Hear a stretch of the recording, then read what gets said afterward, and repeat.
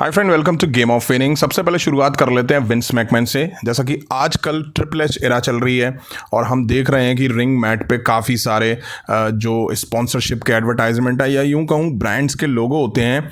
सबसे पहले प्राइम आया, फिर उसके बाद चारों कोने में, बीच में, साइड में, सब जगह लोगो स्पॉन्सरशिप के दिखाई दे रहे हैं। WWE की रिंग मैट को देख के मुझे IPL में टीम्स की जर्सी की याद आ जाती है। उनमें भी ऐसे ही ब्रांड्स के लोगो भरे पड़े रहते हैं। खैर, माइकल कोल ने बताया कि विंस मैकमैन भी स्पॉन्सरशिप के लोगोस को मैट पे नहीं होने देते और ना ही इस चीज़ की परमिशन देते, क्योंकि विंस मैकमैन का मानना था कि मैट सैक्रेड यानी कि पवित्र जगह है, उसे साफ सुथरा रहना चाहिए। ठीक भी है, कभी कभी पुरानी चीज़ों को बने रहने देना चाहिए। पहले वालों से कुछ बेहतर या हटके करने के चक्कर में आप कुछ भी नहीं कर सकते हैं। नेक्स्ट बात कर लेते हैं एजे स्टाइल के रेसलमेनिया 41 के प्लान्स के बारे में। फाइनली एजे स्टाइल की वापसी हमें होती दिखाई दे चुकी है और आने के साथ ही उनका ऊपर इंटरकॉन्टिनेंटल चैंपियन ब्रॉन ब्रेकर ने अटैक करा। हालांकि ब्रॉन ब्रेकर खुद ही पिट के बाहर हो गए थे।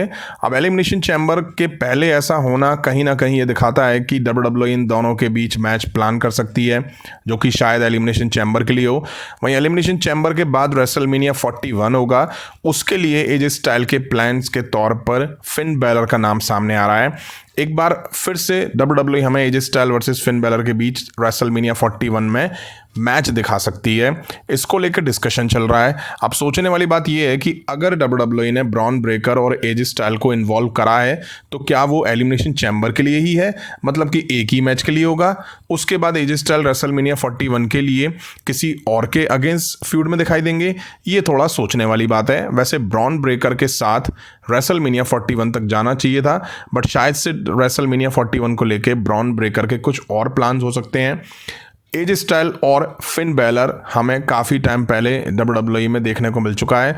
अब एजे स्टाइल के फैंस चाहेंगे कि वो टाइटल शॉट में दिखाई दें, वर्ल्ड टाइटल में नहीं तो मिड कार्ड टाइटल में तो दिखाई दे जाएं। नेक्स्ट बात कर लेते हैं सेथ रॉलिंस के बारे में। जैसा कि रॉयल रंबल में सेथ रॉलिंस, CM पंक और रोमन रेंस के बीच जो कुछ दिखा, उसके बाद इन तीनों के बीच रेसलमेनिया 41 के लिए ट्रिपल थ्रेट मैच काफ़ी ज़्यादा टीज हो रहा है और मैंने ये वीडियो में बताया भी था। अब एक इंटरव्यू में इस रूमर्स के बारे में सेथ रॉलिंस से खुद पूछा गया और उनसे कहा जाता है, सेथ रॉलिंस आंसर करते हैं और कहते हैं, वाह ये मेरे लिए शानदार होगा, प्लीज़ इसे सामने लाओ। मतलब कि सेथ रॉलिंस ने क्लियर कहा है कि वो इस मैच को लेके काफ़ी ज़्यादा एक्साइटेड हैं और इसे बुक कर देना चाहिए। अब ये बुक होगा या नहीं होगा वो शायद एलिमिनेशन चैम्बर के बाद और पिक्चर क्लियर हो जाएगी। अब देखते हैं रेसलमेनिया 41 में किसके बीच मैच होता हुआ दिखाई देता है। क्या ये ट्रिपल थ्रेट रहता है, क्या ये सिंगल मैच रहता है, ये जल्दी हमें पता चली जाएगा। नेक्स्ट बात कर लेते हैं वर्ल्ड हाईवेट चैंपियन गंथर के बारे में। गंथर को as a world heavyweight champion 200 days complete हो गए हैं। अब अपडेट ये नहीं है, अपडेट ये है कि गंथर ने अपने रेसलमेनिया 41 के अपोनेंट यानी कि जे ऊसो को लेके कुछ कहा है। हालांकि ये बात तो वो रॉ में जे ऊसो को कन्फ्रंट करके भी कह चुके हैं। गंथर ने कहा, मुझे रेसलमेनिया में जे ऊसो के साथ मैच लड़ने में कोई इंटरेस्ट नहीं है। मैं एक ऐसे इंसान की तलाश कर रहा था जो रोस्टर में बचे हुए उन लोगों में से एक हो जो शायद मुझसे एक कदम आगे हो, और उनमें से किसी एक के साथ वहां होना या वहां जाना या वहां मैच लड़ना अच्छा होता।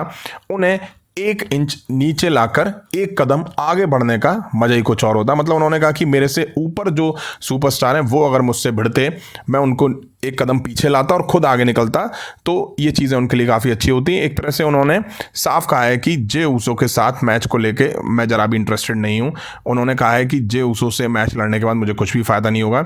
अब गंथर इस बात को बार बार कह रहे हैं, तो अब सवाल ये कि गंथर ऐसे सवाल खड़े करेंगे तो फिर फैंस का इंटरेस्ट इस मैच में कैसे आएगा, या गंथर ये बार बार इसलिए बोल रहे हैं कि WWE इस मैच में कुछ मॉडिफिकेशन भी कर सकती है रेसलमेनिया 41 से पहले। नेक्स्ट बात कर लेते हैं ब्लड लाइन के मेंबर्स जैकब फातू और सोलो सिकोवा के बारे में। जैकब फातू और सोलो सिकोवा एक दूसरे के खिलाफ होंगे, दोनों के बीच WWE कुछ बड़ा प्लान कर रही है। इस तरह की रिपोर्ट्स काफ़ी ज़्यादा आ रही हैं। जैसा कि रोमन रेंस के हाथों ऊला फाला हारने के बाद सोलो सिकोवा दिखे और रिंग में जैकब फातू और टामा टोंगा को छोड़ के चले गए। उसके बाद सोलो सिकोआ दिखते हैं, कॉडी रोड्स पे अटैक करते हैं। इसके बाद सोलो सिकोआ दिखे जैकब फातू के एलिमिनेशन चैम्बर क्वालिफाई मैच के दौरान, जहां उन्होंने आके ब्रॉन स्ट्रॉमैन पर अटैक करा ताकि जैकब फातू को एडवांटेज मिल सके उस मैच में, बट चीज़ें सारी उलट पुलट गई। सोलो गलती से स्पाइक टामाटोंगा को दे देते हैं, जिसे देख के जैकब फातू काफ़ी गुस्से में थे। वो सोलो सिकोआ के सामने उनको ललकार रहे थे। अब जो कुछ इनके बीच हुआ उससे कहीं ना कहीं WWE ने टीज कर दिया है, जो सीड्स हैं वो प्लांट कर दिया है इन दोनों के बीच आने वाले टाइम में फ्यूड और दिखाई दे सकती है। और रिपोर्ट्स अब इशारा कर ही रही हैं कि WWE Solo Sikoa versus Jacob Fatu के बीच रेसलमेनिया 41 में मैच दिखा सकती है। अब जब ऐसा होगा तो इनमें से कोई एक दूसरे को धोखा देगा। अब वो सोलो सिकोआ जैकब फातू को दे सकते हैं या जैकब फातू सोलो सिकोआ को बिट्रे कर सकते हैं।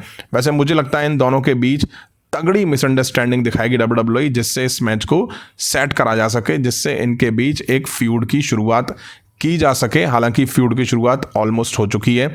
अब ये दूसरी बार होगा जब सोलो सिकोआ ब्लड लाइन के ही अपने मेंबर्स को फेस करेंगे। पहले वो रोमन को कर चुके हैं, जिम्मी जे को भी कर चुके हैं, बट अब जैकब फातू की बारी है। तो फ्रेंड, ये थी WWE से रिलेटेड कुछ इंटरेस्टिंग अपडेट्स। उम्मीद है वीडियो आप सभी को पसंद आई होगी। पसंद आई और अभी तक लाइक नहीं करी तो लाइक करें, चैनल पर नहीं तो चैनल को सब्सक्राइब करें। मिलता हूँ जल्दी नेक्स्ट वीडियो में। Thank you.